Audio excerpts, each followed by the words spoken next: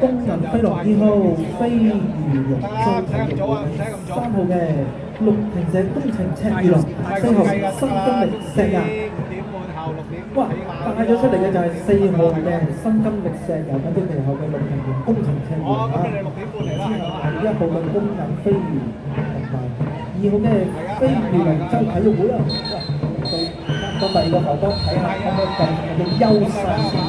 好啦，咁賽事進入最後階段啦，咁4手龍吉呢全部起晒步嚇，暫時領先呢就見到呢新金力石油，新金力石油係最遠嗰度有4號龍呢，暫時呢帶咗呢3名嘅龍位出嚟嘅啦。咁而家接住呢係第2、3號龍呢，就係分別呢個飛魚龍啦，飛魚呢就僅次好之後嘅，剛剛呢個新金力石油都衝咗上去啦。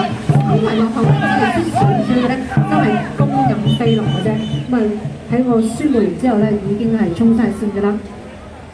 白旗舉起之下咧，4手龍舟喺冇發揮嘅情況下，剛剛完成嘅係工商機構組嘅復賽賽事。